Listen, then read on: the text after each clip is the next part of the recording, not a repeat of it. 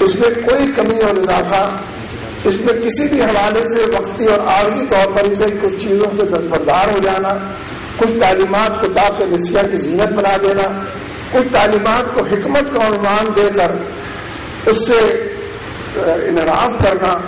یہ اسلام کی نفی ہے، یہ قرآن و سنت کی نفی ہے۔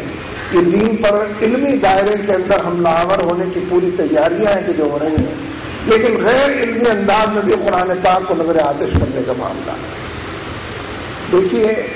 آپ اپنے حصے کا کام یا ہم سب اپنے حصے کا کام ہو سکتا ہے کچھ کم کرتے ہو کچھ زیادہ کرتے ہو، لیکن آپ یہی کام کریں گے، کب تک کریں گے اس کام؟ اس لیے کہ جو آپ کے ہمارے سامعین ہیں ان کی بھی، یعنی جسے کہتے ہیں نا فی نا، پلوں کے نیچے سے پانی بہ جاتا ہے تو وہ بھی پھر خاموش ہو کر بیٹھ جاتے ہیں۔ المیہ اصل میں یہ ہے کہ مسلمان معاشروں میں جو حکمران ہیں وہ مغرب کے کاسا لیس، وہ امریکہ کی چوکھٹ پر سجدہ ریز، وہ اسی کی ہاں میں ہاں ملانے والے، وہ اسی کی مالا جپنے والے، وہ اسی سے ڈکٹیشن لینے والے، وہ اسی کے کہے پر اپنے ہی لوگوں کا خون کرنے والے، ڈرون حملوں کی اجازت دینے والے، اور ہماری بندوقیں ہمارے سینے پر تان کر ہماری گولیاں ہمارے دل و دماغ میں پیوست کرنے والے ہیں۔ جب تک یہ حکمران رہیں گے اور اسی کلچر کو فروغ دیں گے، جب تک یہ مغرب کے غلاموں میں وردی والے بھی بے وردی والے بھی دور تک جانے کے لیے تیار اور آمادہ اور بیکار رہیں گے، وہاں اپنی جگہ پر تنقید کی اپنی اہمیت ہے، نصیحت کی جانی چاہیے، خیر خواہی کے انگنت تقاضے ہیں، اور یہ بات بھی ٹھیک ہے کہ عبادت کا ذمہ تو اللہ نے لیا ہوا ہے، لیکن جب اس کی بے حرمتی ہوگی، اس کا تقدس پامال ہوگا تو امتحان تو ہمارا ہے نا۔ کس ایمان کا ہم دعویٰ کرتے ہیں، اس ایمان کا امتحان ہے، اس کے لیے ایک بڑا چیلنج ہے۔ اس لیے اس بات کو ویسے تو لوگ جانتے ہیں، میں صرف دہرا رہا ہوں کہ یہ جتنے جبر کے حکمران اور جمہوریت کے نام پر آنے والے حکمران، عملاً امریکی اور مغربی ایجنڈے کو پورا کرنے والے حکمران سروں پر مسلط ہیں، وہ گردنوں پر سوار ہیں، آپ کی تقدیر نہیں بدلے گی، آپ کی وعظ تلقین اور نصیحت عمل کا جامہ اور روپ نہیں دھارے گی، اور آپ کی قوت اور طاقت فی الحقیقت لوگوں کے سامنے آشکار نہیں ہوگی۔ اس لیے بڑے پیمانے پر ان تحریکوں کو منظم کرنا چاہیے، ان کے جلو میں چلنا چاہیے جن کا ایجنڈا اپنے حکمرانوں سے دو بدو بات کرنا۔ ہم کوئی لڑائی جھگڑے والے لوگ تو نہیں ہیں، آپ کی صحبت میں رہتے ہیں تو لڑائی جھگڑا تو نہیں کریں گے نا، لیکن یہ بات ٹھیک ہے کہ بھوتوں کی بھی دو قسمیں لوگوں نے بیان کی، جن میں سے ایک باتوں کے بھوت ہوتے ہیں اور دوسرے نہیں ہوتے باتوں کے بھوت، کچھ اور کہتے ہیں اس کے لیے۔ لہٰذا اس پورے تناظر میں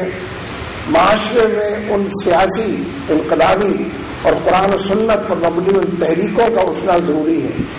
کہ جو فی الحقیقت ان حکمرانوں کا جینا دوبر کریں، ان کا ناطقہ بند کریں، ان کا قافیہ تنگ کریں، ان کو دیوار کے ساتھ لگائیں، ان کی شناخت کو گم کریں، انہیں بند گلی کا اسیر کریں، اور یہ اپنی اس چال کو بھول جائیں جو اپنی چال چھوڑ کر یہ چلنے لگے ہیں، اور یہ فی الحقیقت جو حلف اٹھاتے ہیں، جو عہد و پیمان کرتے ہیں، جس آئین و قانون کے بھرم کی بات کرتے ہیں۔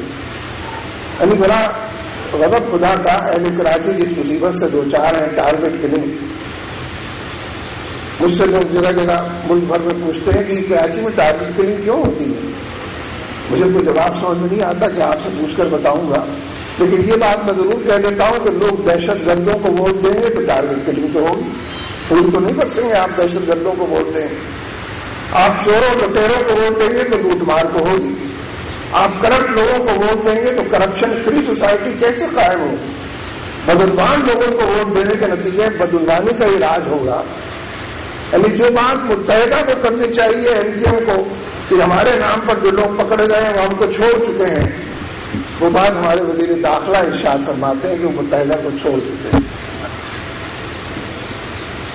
یعنی مور لائل دین دی کنگ والی بات جو ہے یہ وکیل صفائی ہے۔ آپ بلیک واٹر کی بات کریں کہ امریکہ پورے معاشرے کے اندر عدم استحکام پیدا کرنے، ڈی اسٹیبلائز کرنے کے لیے کوشاں ہے، تو اگلے دن رحمان ملک صاحب کا بیان ریکارڈ پر آ جاتا ہے کہ بلیک واٹر کا کوئی وجود نہیں۔ حالانکہ اس قدر بصیرت و بصارت والے وزیر داخلہ ہیں کہ بھارت میں طالبان داخل ہو رہے ہیں تو ان کو نظر آ جاتے ہیں کہ ورلڈ کپ کو سبوتاژ کرنے کے لیے بھارت اور سری لنکا میں طالبان داخل ہو گئے ہیں، لیکن جانے نہ جانے گولی نہ جانے، یہ نہیں ان کو پتہ چلتا کہ ملک کے اندر حالات کس نے خراب کیے ہیں،